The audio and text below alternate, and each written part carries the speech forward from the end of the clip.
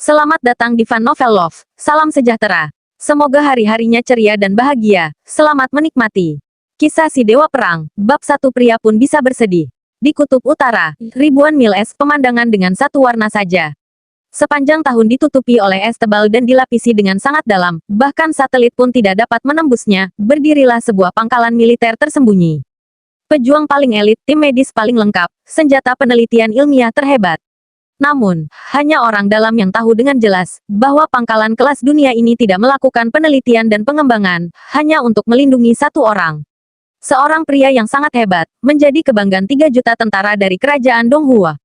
Angin salju bertiup kencang, seorang lelaki tua berseragam militer memiliki tubuh kekar dengan alis lancip seperti pedang, sepasang sepatu militer berjalan dengan sangat gagah. Penyakit anak itu kambuh lagi. Bagaimana situasinya? Suara lelaki tua itu terdengar lantang, dan di pundaknya, 3 bintang emas yang menyilaukan, bersinar dengan sangat terang. Ketua, seorang dokter militer berjaket putih memberikan hormat, dan kemudian menghela napas. Penyakit Ketua Long semakin parah. Ini sudah bulan ketiga, dan ditambah lagi, tingkat kegilaan dan kekuatan menghancurkannya telah meningkat lebih dari 3 kali lipat. Petik 2. Kami telah secara khusus memperkuat dinding ruangan, menggunakan paduan emas yang paling keras, bersiap untuk menangani Ketua Long, tapi... Sebelum kata-kata itu berakhir, belasan tentara elit membawa dinding paduan emas setebal 20 cm di depan mereka, dan memindahkannya dengan susah payah. Di dinding atas tersebut, penuh dengan cetakan telapak tangan yang besar, serta jejak kaki yang kokoh, dan cetakan kepala, terlihat sangat jelas. Melihat kekuatan yang kokoh ini, dia hampir menerobos dinding yang sangat berat ini. Itu semua anak itu yang melakukannya. Ya, kepala orang tua itu pun merasa gatal-gatal melihatnya.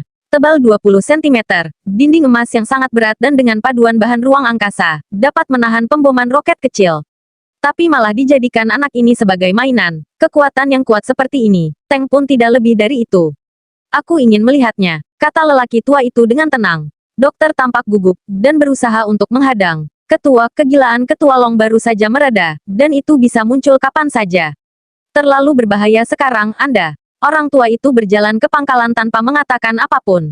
Di dalam ruang paduan emas khusus, seorang pemuda duduk di kursi, tangan dan kakinya diborgol erat, dan bagian atas tubuhnya terbuka, seperti kulit yang dilapisi tembaga halus, urat-urat otot, bekas luka, dan bekas luka pisau berukiran.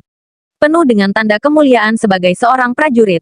Namun, saat ini, matanya dengan pandangan kosong, seluruh tubuh lemas seperti orang yang ingin mati. Orang tua itu tidak bisa menahan menggerakkan sudut mulutnya, dan hatinya merasakan sakit.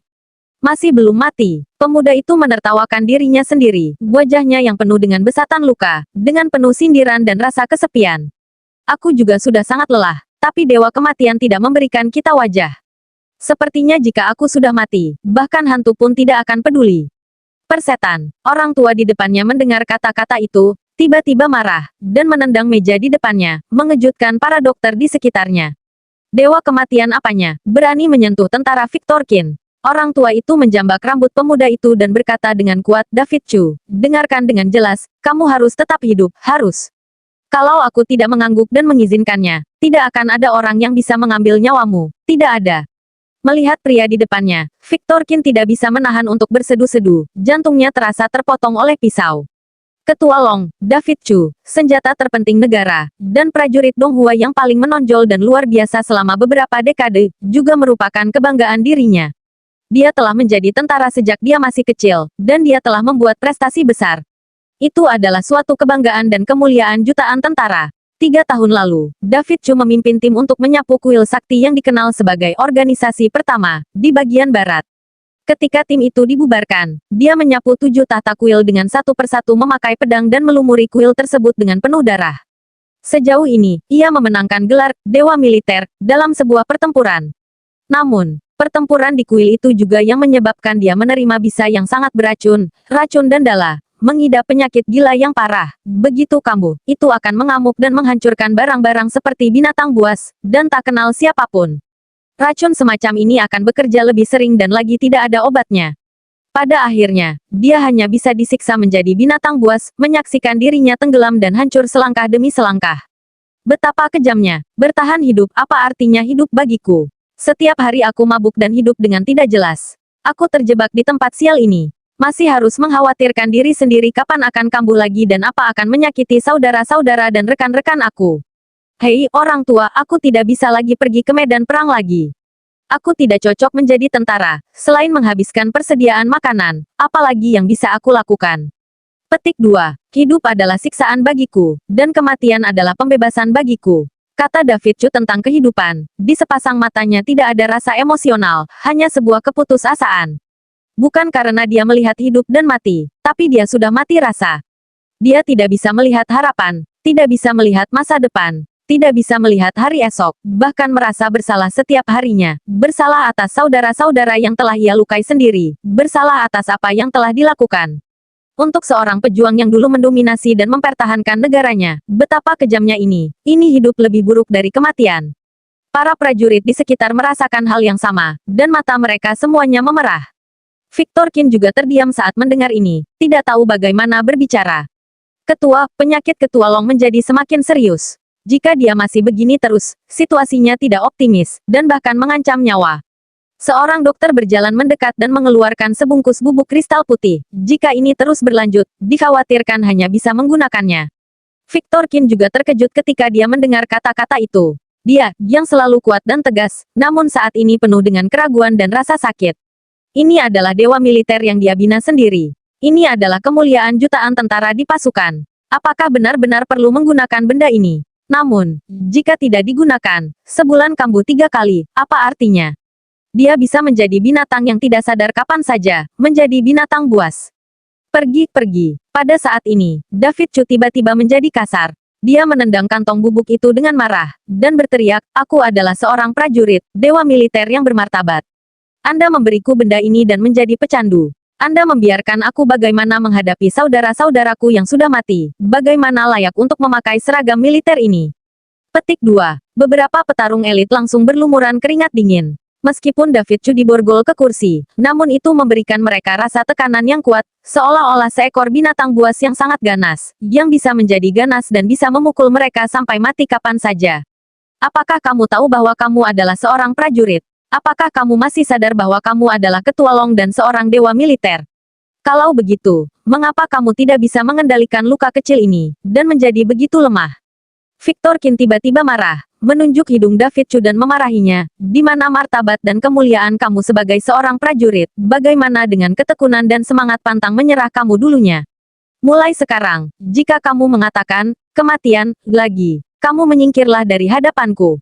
Aku tidak bisa mentolerir seorang tentara lemah.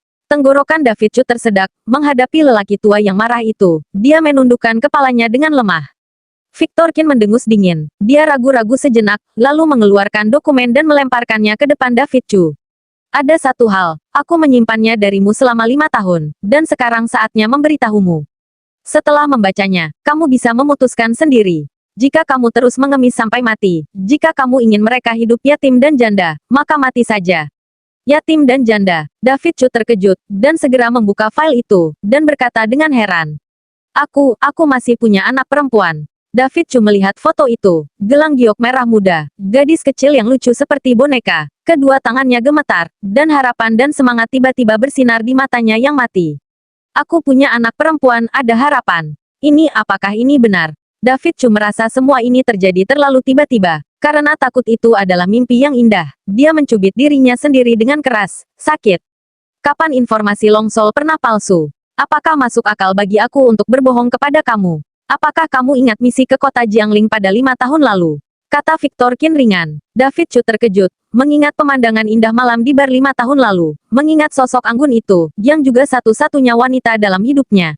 Pada saat ini, Victor Qin melemparkan sebuah dokumen di depannya dan berkata, ini adalah laporan pensiun kamu. Kamu menandatanganinya dan segera berlaku. Mengingat kontribusi kamu yang luar biasa, negara hanya mengambil kembali kekuasaan militer kamu, dan masih membiarkan jabatan jenderal kamu. Petik 2. Pergilah ke dunia luar, lihat baik-baik putrimu, istrimu. Orang tua, bisakah aku pergi? Orang-orang tua di kota Beijing itu, apakah setuju dengan keputusanmu ini? Mata David cuma memerah sesaat dan ada rasa campur aduk di hatinya. Begitu bergabung dengan Longsol, hanya ada kematian dan tidak ada kehidupan. Memasuki Longsol berarti mendedikasikan seluruh hidup untuk tentara dan negara, ini adalah aturannya. Tapi sekarang, Victor Qin demi membebaskan dirinya, secara memaksa dirinya yang sebagai ketua Long untuk mengundurkan diri. Ini adalah melanggar hukum negara, dan kesulitan serta hukumannya dapat dibayangkan. Lelucon, siapa yang bisa menghentikan keputusan aku yang seorang Victor Qin? Orang tua itu mendengus bangga penuh momentum. Tapi David Chu tiba-tiba menemukan bahwa bintang emas di bahu Victor Qin telah berubah dari 4 menjadi 3. Ini, orang tua, pangkatmu. Merengek-rengek, mengapa kamu seperti seorang gadis? Victor Qin melambaikan tangannya dengan tidak sabar. Dia menendang pantat David Chu dan berkata dengan marah. Melihatmu membuatku kesal, jadi pergilah. Ingatlah untuk membawa obat, jangan sakit dan permalukan aku di luar sana.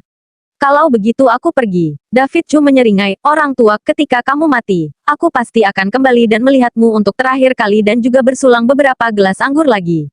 Victor Qin sangat marah, keluar. David Chu tertawa dan melambai. Dia memegang foto putrinya di tangannya, yang sangat hangat. Dia hanya merasa bahwa masa depan penuh dengan harapan. David Chu, setelah 2 langkah, tiba-tiba Victor Qin berteriak dari belakang. Lelaki tua itu berdiri di luar pintu, membiarkan angin salju berhembus tubuhnya yang kekar berdiri diam seperti gunung yang kokoh. Setelah keluar, kamu harus mengingat bahwa satu hari adalah Longsol, dan seluruh hidupmu adalah Longsol. Aku akan mendukungmu hari ini. Tanah ini, kubiarkan kamu menginjaknya. Semua pejabat di dunia ini harus membungkuk untukmu. Ini adalah dewa militer Longsolku, dan prajurit yang dibina oleh seorang Victor Qin. Piak, Victor Qin tiba-tiba memberi hormat dengan tangan kanannya, dan berkata, aku Victor Qin, dengan hormat mengirimkan pergi dewa militer Longsol. Hormat, di tengah angin dan salju, barisan prajurit baja memberi hormat serempak, dan suara itu mengguncang langit. Hormat dewa militer Longsol. Saat angin dan salju semakin kencang, David Chu berdiri melawan angin dan salju, melangkah ke depan, tidak pernah menghentikan langkah berikutnya, tidak pernah melihat ke belakang. Bukan karena dia kejam dan tidak adil, tapi, sejak dia masih kecil di tentara, dia selalu berlumuran darah, berkeringat dan tidak menangis. Pada saat ini, air matanya mengalir deras. Pria itu menangis dan terasa sangat perih. Bersambung, jangan lupa like, komen, subscribe dan bagikan ke teman-teman Anda. Terima kasih.